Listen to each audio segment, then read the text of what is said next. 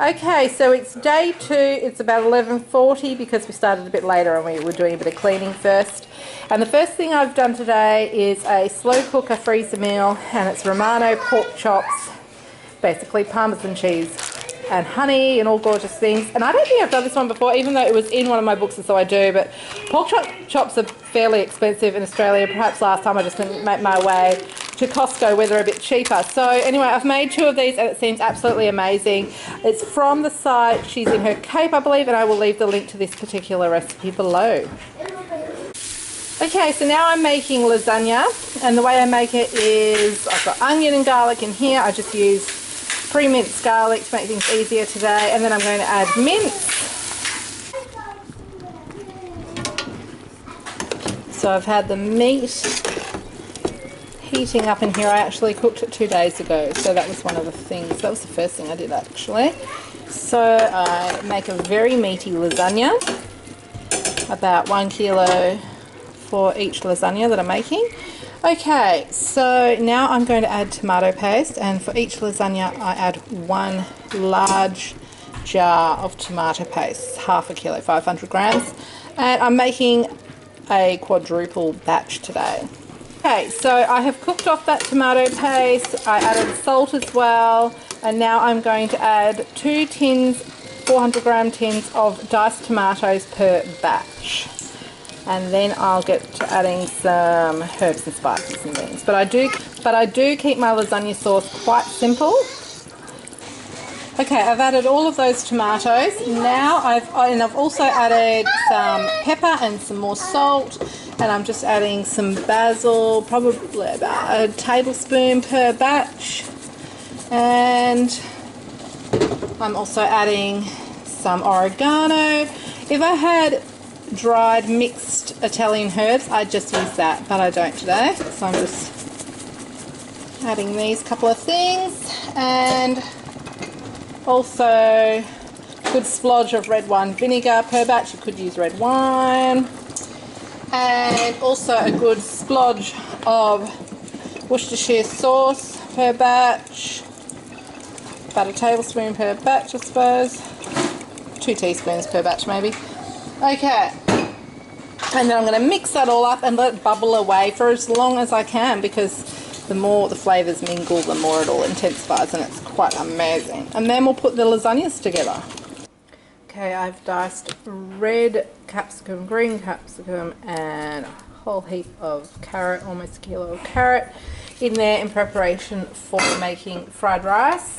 I still have to make the basmati rice for that though.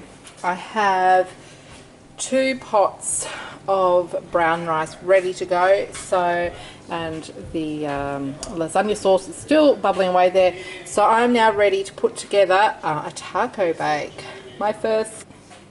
And here we have sandwiches that I did a couple of weeks before the school holidays, and these were left over in the deep freezer. So to make room, we are having this for lunch, as well as random yogurts that I found in there as well. So I've sorted out the freezer.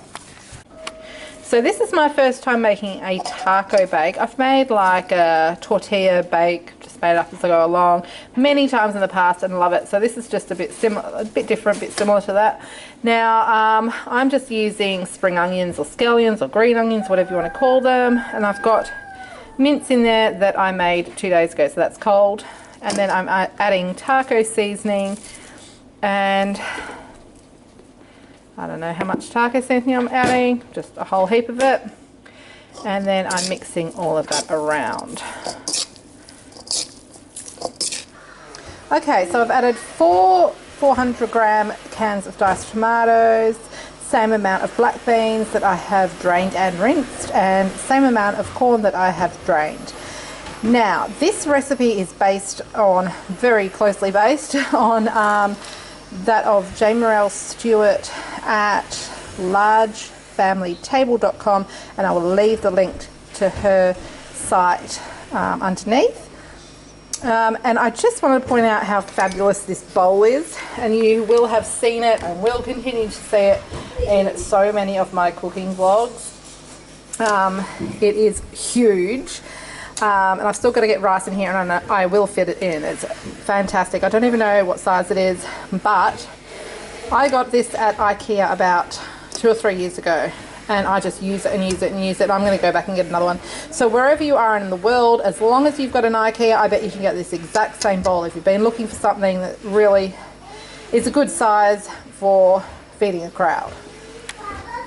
So now I'm going to mix all of this together, and then I believe I'm adding the rice, and then we're going to get to making the taco bake, putting it all together. Okay, a couple of things. Firstly, those trays I showed you after I did my shopping, they actually were too big for my oven, so I had to take them back and swap them over for smaller ones, which is annoying because it takes up more room. It's going to take up more room in my freezer. Because 2 of them is a little bit bigger than 1 of the other ones, so it's just annoying, but I find the room. Anyway, the other thing is, in a funny turn of events, when I watched Jay Morrell do her taco bake, she normally does it with, I think, crushed up taco shells, and she'd forgotten them, so she ended up using tortillas and said it was great anyway. And that is what I will be doing, because I managed to keep a few things off my shopping list accidentally. I don't know what I did, don't know how I did it, whatever. But I did have these at the top of my pantry, 2 packets of these After Dark nachos, sorry, not nachos, yeah, tacos at midnight Doritos. So I have crushed those up and used those as the base with a little bit of the mixture just to help it not burn. And then now I'm going to start layering. So what you do is you then put a meat layer or a taco mixture layer, then you put a sour cream layer, then you put a cheese layer. I've got a Mexican cheese blend over there, and then you continue to do that. So there are 8 trays here, but it equals 4 meals, because we're going to have 2 trays for 1 meal for our family of 10. With all of us eating plenty. I think 6 people in our family eat an adult serving, because I have an 8-year-old boy who is seriously up to my shoulders and 40 kilo of solid muscle. Okay, so I'm going to get making these. What are you eating, Bubby? I eat chips. Yeah, you got some Doritos with ice cream, as you call it, sour cream. Spider. A spider? Yeah. Where? It's here. I don't see a spider. Do you mean a fly? It's here. A fly. I think it's a fly. And Mr. Isaac, whose big 1-year-old birthday bash is tomorrow, passed out on his high chair, so I've just put a little pillow under him and covered him up. So cute though. He fell asleep like face planted though. So cute. Okay, Mummy's making food in this crazy kitchen. Okay, so I have turned off the lasagna sauce, and after I finish these, I'm going to put the lasagnas together. Then I will cook up some basmati rice and get the fried rice together. Then I will cook up some pasta and get some broccoli pasta together. And before I do all that, I might actually get a broccoli chicken rice dish done that I have made a few times and we absolutely love. And thank you, Jay Morrell, that is another one of her recipes. So I will share that shortly. But anyway, I've put 1 layer of the taco mixture on, and now I'm going to put some just tortillas on, and I've got 2 packets of those out, and I've got 2 in the freezer. I don't even know why I've got all these, and I've obviously bought them to make a recipe at some point and not use them, so that is a lot of luck. So it is 3:20 and I'm going to be doing all of this for a couple more hours. Now we have my son's first birthday, Isaac's first birthday party tomorrow. He turned 1 during the week, and we've got a lot of people coming, and the rest of my family have been cleaning the house today. So this kitchen is looking disastrous. I've got all these cans here and heaps of stuff ready to go in the dishwasher, but the dishwasher needs to be unstacked first. and then I just have disaster zone, big cook up sort of stuff happening. Just that middle bench is just full of stuff, and I've got a laundry basket over there of sheets that need to be hung up on the line. I've got the dryer going, and I've also got a whole heap of towels in the washing machine at the moment. So I'm trying to keep on top of the laundry, which I still need to clean, because on top of that dryer it's just covered in gloves, and I've got snap lock bags in there, and it's just very much a big mess. And I also spilt flour, and then Josephine's been playing with flour. Isaac pulled things out of the pantry. So yeah, when I finished all of this cooking today, I've also got a massive amount of cleaning of my kitchen and laundry to do, but very thankfully the rest of my family are taking care of the rest of the house, which is looking quite gorgeous, so can't complain there. See the contrast. That's just some kids' toys and stuff, but clean, and then it's like so I always do a small amount of meat sauce on the base of the pan to stop the pasta sheets from drying out. Makes a big difference. Then the first layer of pasta, and then we go with our first layer of meat, and then either your white sauce or your ricotta, and then another layer of pasta, and repeat. Okay, so I'm smoothing out that first layer of meat sauce. As you can see, it's nice and thick. Okay, so now popping some ricotta cheese on. I might just do one and then continue without holding the camera, because I've been very lazy today and I couldn't easily find my tripod, so I gave up because I'm too busy. So I thought I'd show you me pouring over the layer of white sauce. See, it's just gorgeous. So you can put it, instead of ricotta, you can certainly put it in every layer of the lasagna, and my husband does actually prefer it that way, though he says he likes the ricotta as well. And so I'm just smoothing out that layer of white sauce on top of the last layer of pasta. Just a tip for any time you're putting a lasagna in the oven, because you don't want the cheese to sort of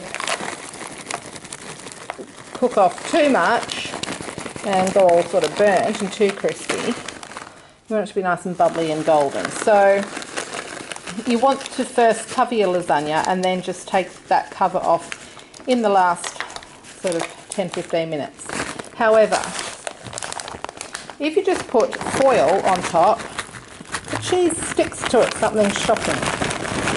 So what I do is I put a layer of baking paper over the top where the cheese is, and then hold that on with some foil. So you don't have to have too much foil, just enough to hold that baking paper in place, and that just works wonderfully.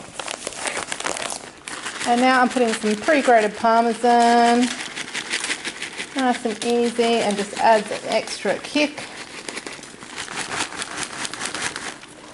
And so I've now got those fried rice vegetables in this gorgeous big bowl, and I'm just frying up the rice. I'm going to do it in 2 batches, so that's the first batch, and I've got the second batch waiting here. So the fried rice is all mixed up, ready to put into the pans. I'm not sure how many pans I'm going to get, but I'll show you. And I have to say, this is the best fried rice in all of the lands, even if I do say so myself. Right, I have a huge pot of pasta ready for the chicken pasta that I'm making. I have a whole heap of broccoli and cauliflower for the next 2 dishes that I'm doing, and that's just bubbling away. It's boiling now. I might just turn that off and leave it for a sec. And here I've just got a bit of a roux happening, bit of a thick roux. And I'm going to make just like a chicken gravy. This is the chicken rice broccoli recipe that I said I got again from Jane Morrell Stewart's large family table. And so there is the lovely chicken gravy looking gorgeous. I did switch pans because I needed the other pan, and I've switched things up a bit. So I'm just going to quickly do the chicken broccoli pasta before I go and do the chicken broccoli rice, because I've got the pasta in this huge pot and I need this pot to do the rice as well. So I'm just going to get this done first. And this is the ingredients that I add to the pasta. So this is, but I'm just amazed at how much food this is. So the kids have been asking me what we're having for dinner tonight, and I keep saying, I don't know yet, I don't know yet. This might be it, because it's made an awful lot, and I don't know how I'm going to get all of this into this, even though this always does me really well. So I'm going to have to figure it out somehow. Probably get half the pasta in here and half of this in here and figure it out, but I'll show you what I do. And this, okay, somehow I got all of this into here, so that is now empty. So this is going to be our dinner tonight. We're actually eating something that I've made, and then I've still got all of this. Like, it looks like I haven't even taken anything out of it, pretty much. So we're gonna have this, I'm gonna put it in the oven, and then we'll just have some vegetables on the side. And I've got to see how many trays I fill now. So I actually got 5 trays, which is really 2.5 meals. Okay, so that did 4 pans, so that's 2 meals, and we really like this one, so that'll be good. And 2 bags of coriander lime chicken. And we may need to use 2 bags for one big meal. That'll be a good one if we have people over. Otherwise, with size, just 1 bag per meal, and that is the deep freezer. It is jam-packed.